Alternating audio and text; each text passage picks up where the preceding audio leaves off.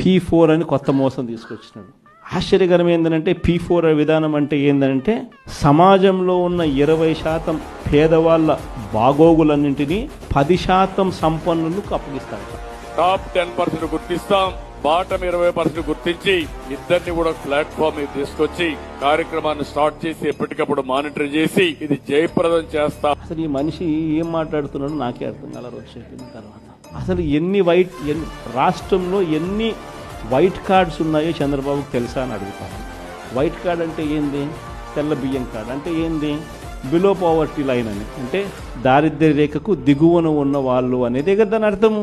రాష్ట్రంలో 1,61,00,000 ఇళ్ళుంటే అందులో 1,48,00,000 ఇళ్ళు వైట్ కార్డ్ హోల్డర్స్. అంటే ఎంత పర్సెంటేజ్? 1,61,00,000కు 1,48,00,000 అంటే దాదాపుగా 90%. దాదాపు 90% రాష్ట్రంలో ఉన్న ఇల్లులు ప్రజలు దారిద్ర్య రేఖకు దిగువన ఉన్నవాళ్ళు. మరి 90% మంది దిగువన ఉంటే ఈ పెద్ద మనిషి ఇంకోటి అడుగుతా పోనీ, అసలు రాష్ట్రంలో ఎంతమంది ఇన్కమ్ ట్యాక్స్లు కడతా ఉన్నారు అదన్నా ఈ పెద్ద మనిషి చంద్రబాబు నాయుడు తెలుసా అని అడుగుతా. ఎందుకంటే ఇన్కమ్ ట్యాక్స్లు కట్టేది కేవలం 8,60,000 మంది మాత్రమే ఇన్కమ్ ట్యాక్స్లు కడతారు. మొత్తం మీద 25 లక్షల మంది ఇన్కమ్ ట్యాక్స్లు ఫైల్ చేస్తూ ఉన్నారు.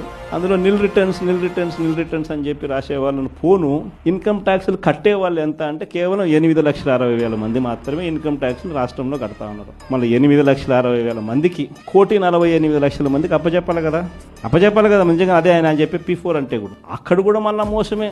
కేవలం 20% అంటాడు, ఆడ మోసమే. అసలు వాస్తవం చెప్పాలంటే కనీసం 1000 మంది ముందుకు రారు.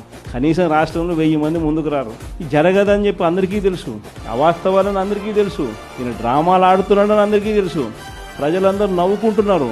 ఈయన మాట్లాడేటప్పుడు మీటింగ్లో నుంచి మనుషులు కూడా వెళ్ళిపోతా ఉన్నారు. ఇంత అబద్ధాలు చెప్పాకయ్యా, ఇంత మోసం చేయకయ్యా అని చెప్పి. ఇప్పుడు వచ్చారు, సగం మంది వెళ్ళిపోయారు. ఎన్ని రేషన్ కార్డులు ఉన్నాయో తెలియదు, వైట్ రేషన్ కార్డుకి అర్థం ఏమిటో తెలియదు, ఎంతమంది రాష్ట్రంలో ఇన్కమ్ ట్యాక్స్లు కడతా ఉన్నారో కూడా తెలియదు. అనడం కూడా తప్పు.